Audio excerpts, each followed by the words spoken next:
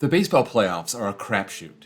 Your overall record matters, but not as much as how hot you are at the end of the season. Let's look at the team with the best record over the last 10 years and see how they fared in the playoffs. In 2013, there was a tie at 97 wins, the Red Sox and the Cardinals. You might also recognize this as the World Series matchup. The Cardinals were coming off a World Series run 2 years prior, a trip to the NLCS the year before, so nobody was surprised that they were this good in 2013, and they took down the wildcard Pirates in the NLDS, and then ousted the Dodgers in the NLCS. The Red Sox were coming off a disaster of a season.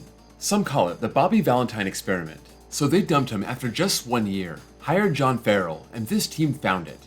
They won the East for the first time since 2007, beat down the Rays, then used a clutch grand slam from David Ortiz to spark their comeback over the Tigers.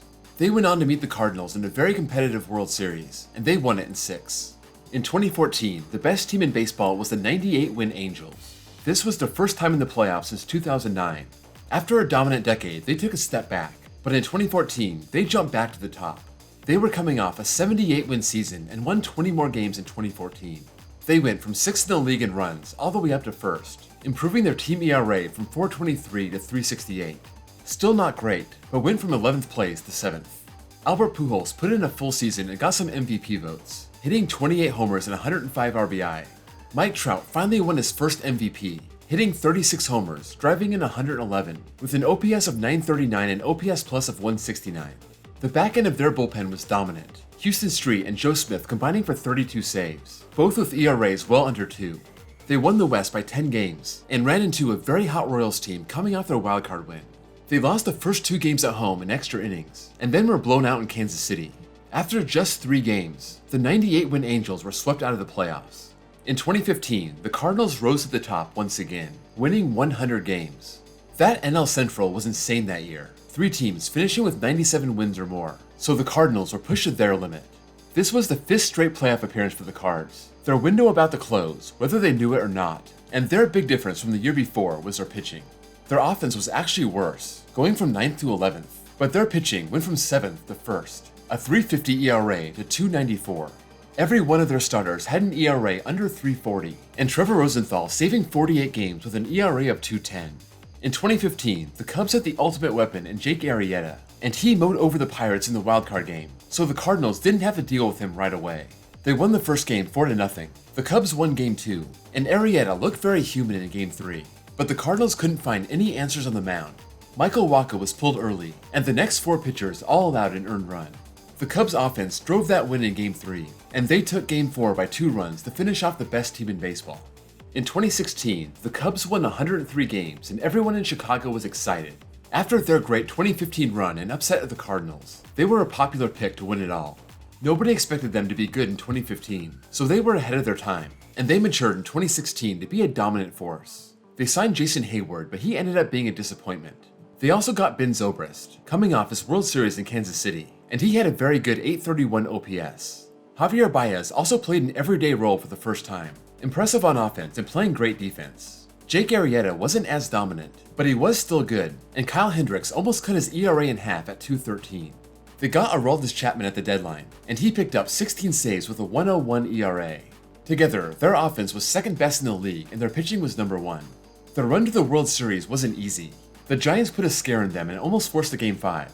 The Dodgers had a 2-1 lead on them before the Cubs shut them down. And then there was Cleveland.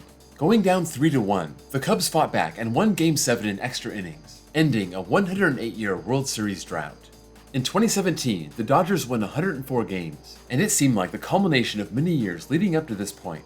This was their 5th straight division title, finding gems like Chris Taylor in the leadoff spot, and bringing up the amazing rookie Cody Bellinger right out the gate hitting 39 homers. Justin Turner also had a 322 average and a 945 OPS, but the offense was only 6th. On the mound, Rich Hill and Alex Wood were great, joining Clayton Kershaw, who was good as always, and Kenley Jansen had a dominant season, 41 saves and a 1.32 ERA. That staff led the National League in team ERA. Until August 25th, this team was about as good as any team in history, standing at 91-36, on pace for 116 wins. Then they fell apart, losing 16 out of 17. Their 21-game division lead cut down to single digits. They recovered, won 8 of their last 10, and carried that momentum into the playoffs. They swept Arizona, cruised past the Cubs, and then ran into the Astros. This was one of the most evenly matched World Series in history, but midseason pickup Yu Darvish crumbled when it mattered the most, posting a 21.6 ERA over his 2 starts, including Game 7, and this amazing Dodger team came up 1 game short. In 2018, the Red Sox won 108 games, this being Alex Cora's first year. John Farrell won the East in 2017, but he was let go, Cora coming in and winning 15 more games. Their big offseason move was signing JD Martinez. He was on another planet after joining Arizona in the middle of 2017, and he carried that into Boston.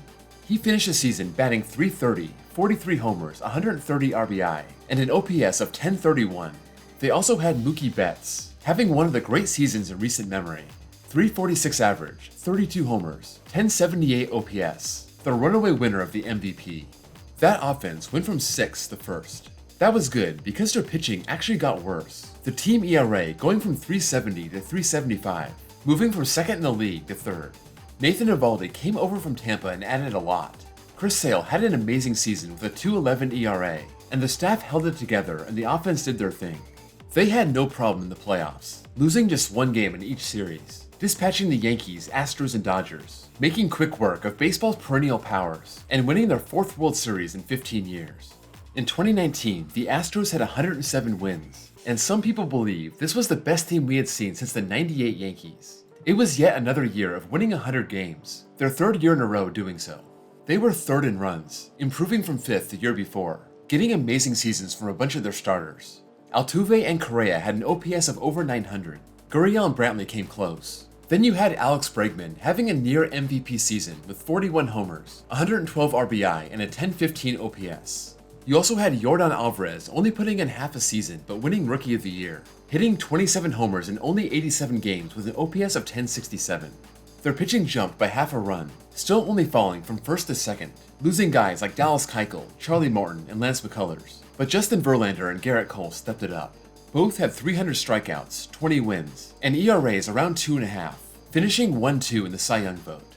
This dominant team didn't have an easy playoff run, having to beat the Rays in a winner-take-all Game 5, the Yankees taking them all the way to a Game 6, and then the bizarre World Series against the Nationals. They won all 3 games on the road, but lost all 4 games at home. The wildcard Nats were the hot team, and that took down the behemoth 2019 Astros. In 2020, the Dodgers had 43 wins, but that was over a short 60-game season. They were on a 116-win pace when the season ended, and that was coming off a very strong 106-win season in 2019. They didn't need any radical changes to be good, but they did make a blockbuster trade before the season. Alex Verdugo was out, Mookie Betts was in, and he finished 2nd for MVP with his .927 OPS. Dustin May and Tony Gonsolin played a bigger role and they were outstanding. Kershaw had a top 10 Cy Young finish, and they were tops in the league in runs scored and ERA. They had to get through 4 rounds of playoffs, and they had no problem with the Brewers, then the Padres, but the Braves had them on the ropes. They were down 3-1 in the series and losing Game 5, but Will Smith's home run off Will Smith turned the series around.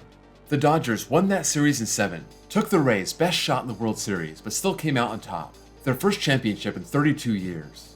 In 2021, the Giants came out of nowhere and won 107 games. This had been a very mediocre team for years, and suddenly they couldn't lose. Buster Posey opted out of the 2020 season, came back in 2021 and played at an MVP level once again. Brandon Belt and Brandon Crawford both played out of their minds in their mid-30s. They got Chris Bryant mid-season, and suddenly they had the 2nd best offense in the league. As surprising as their offense was, their pitching was even more randomly good.